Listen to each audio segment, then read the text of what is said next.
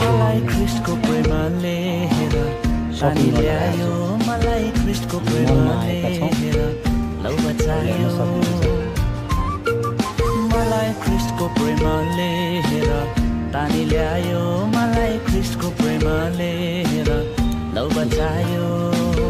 म त अन्धकारतर्फ अनि विनाशतर्फ लम्किरहेको मान्छे